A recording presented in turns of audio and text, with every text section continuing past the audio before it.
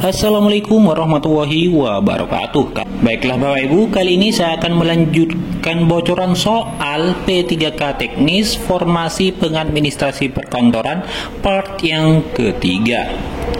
Baik, sebelum melanjutkan ke bocoran soal ini, yang baru pertama kali menemukan channel ini, jangan lupa untuk tekan tombol subscribe dan aktifkan loncengnya agar saya setiap ngupdate informasi terkait P3K, tips dan trik terkait P3K, dan bocoran soal terkait P3K, Bapak Ibulah yang pertama kali mendapatkan notifikasinya.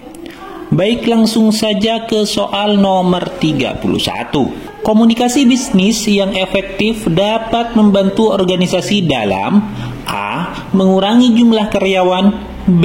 Meningkatkan profitabilitas secara langsung, C. Mencapai tujuan strategis dan meningkatkan hubungan internal dan eksternal, D. Menyederhanakan struktur organisasi, dan E. Mengurangi jumlah rapat. Ya, jawabannya adalah yang C. Mencapai tujuan strategis yang meningkatkan hubungan internal dan eksternal. Kenapa yang C?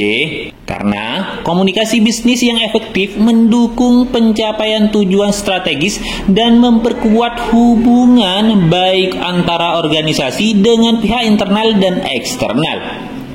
Oke, kita lanjut ke soal nomor 32. Keterampilan menulis bisnis yang baik harus mencakup A. Penggunaan jargon teknis yang kompleks, B. Struktur yang jelas dan tata bahasa yang tepat, C. Penggunaan frasa ambigu, D. Penulisan tanpa perencanaan, dan E. Penggunaan kalimat panjang dan rumit. Ya, jawabannya adalah yang B. Struktur yang jelas dan tata bahasa yang tepat. Jadi untuk menulis bisnis yang baik memerlukan struktur yang jelas dan penggunaan tata bahasa yang tepat untuk memastikan pesan tersampaikan dengan efektif. Lanjut ke soal nomor 33. Etika komunikasi dalam bisnis meliputi A. Menghindari konflik dengan rekan kerja, B. Menjaga keberhasilan informasi dan menghormati privasi, C. Menyebarkan informasi yang belum terverifikasi, D. Mengabaikan feedback dari pelanggan, E. Menggunakan bahasa yang tidak sopan. Ya, jawabannya adalah yang B. Menjaga kerahasiaan informasi dan menghormati privasi. Nah, untuk etika komunikasi bisnis mencakup menjaga kerahasiaan informasi dan menghormati privasi orang lain untuk membangun kepercayaan dan profesionalisme.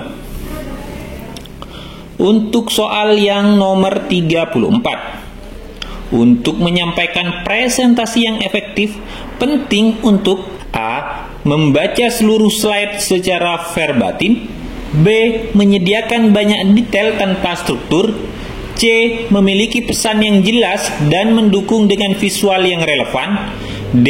Menghindari interaksi dengan audiens, dan E. Menggunakan jargon teknis yang kompleks.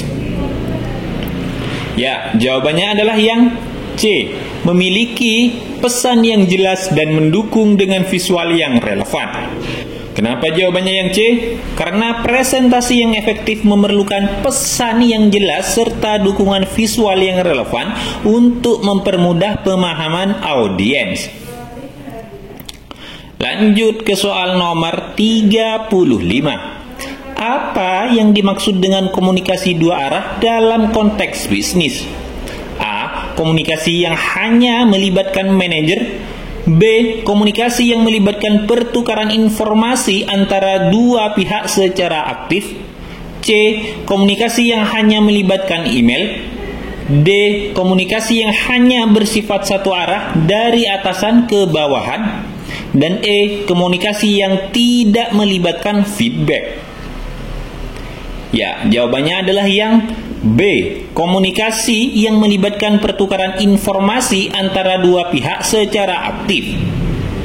Nah, jadi komunikasi dua arah melibatkan pertukaran informasi aktif antara dua pihak. memungkinkan feedback dan diskusi yang lebih produktif. Oke, kita lanjut ke soal nomor 36. Saat menulis email bisnis, hal pertama yang harus dilakukan adalah A. Menulis subjek yang jelas dan relevan. B. Menyusun paragraf panjang. C. Menggunakan bahasa informal. D. Menyertakan lampiran tanpa penjelasan. Dan E. Mengabaikan pengaturan format. Ya, jawabannya adalah yang A. Menulis subjek yang jelas dan relevan. Jadi untuk menulis subjek yang jelas dan relevan membantu penerima memahami tujuan email dan meningkatkan kemungkinan email dibaca dengan seksama. Untuk soal nomor 37. Dalam komunikasi bisnis penting untuk A. Membagikan informasi pribadi tanpa izin. B. Mengabaikan kode etik komunikasi. C. Menghargai pendapat dan perasaan orang lain. D. Menggunakan bahasa yang kasar untuk menunjukkan kekuasaan. E. Membuat asumsi tanpa klarifikasi. Ya, jawabannya adalah yang C. Menghargai pendapat dan perasaan orang lain. Nah, jadi untuk menghargai pendapat dan perasaan orang lain adalah prinsip etika komunikasi yang penting untuk membangun hubungan yang sehat dan saling menghormati. Oke, kita lanjut ke soal nomor 38. Dalam rapat bisnis, cara terbaik untuk memastikan semua peserta terlibat adalah A. Menggunakan satu arah komunikasi dari pimpinan. B. Mendorong peserta untuk mengajukan pertanyaan dan memberikan masukan. C. Menghindari diskusi kelompok. D. Mengabaikan agenda rapat. Dan E. Menyimpan informasi rapat hingga akhir. Ya, jawabannya adalah yang B. Mendorong untuk mengajukan pertanyaan dan memberikan masukan. Kenapa jawabannya yang B? Karena mendorong peserta untuk mengajukan pertanyaan dan memberikan masukan membantu memastikan keterlibatan dan interaksi yang efektif selama rapat. Untuk soal yang nomor 39. Dalam komunikasi bisnis penting untuk menyampaikan pesan dengan cara yang A. Menggunakan bahasa yang rumit dan teknis. B. Ambigu dan tidak jelas. C. Singkat, jelas, dan langsung. D. Memasukkan informasi yang tidak relevan. E. Mengabaikan struktur. Ya, jawabannya adalah yang C. Singkat, jelas, dan langsung. Jadi untuk menyampaikan pesan dengan cara yang singkat, jelas, dan langsung memudahkan penerima untuk memahami informasi dengan cepat dan efektif. Oke, kita lanjut ke soal nomor 40. Dalam keterampilan berbicara di depan umum, cara terbaik untuk mengatasi rasa gugup adalah A. Mengabaikan audiens dan fokus pada materi. B. Melatih presentasi secara berulang-ulang. C. Membaca teks dengan cepat. D. Menghindari latihan sebelumnya. E. Menggunakan nada suara monoton. Ya, jawabannya adalah yang B. Melatih presentasi secara berulang-ulang. Jika melatih presentasi secara berulang-ulang membantu mengurangi rasa gugup dan meningkatkan kepercayaan diri saat berbicara di depan umum. Untuk soal nomor 41. Apa yang dimaksud dengan layanan pelanggan? A. Proses memproduksi barang. B. Proses memberikan dukungan dan bantuan kepada pelanggan. C. Proses manajemen inventaris. D. Proses pembuatan strategi pemasaran. E. Proses pengembangan produk.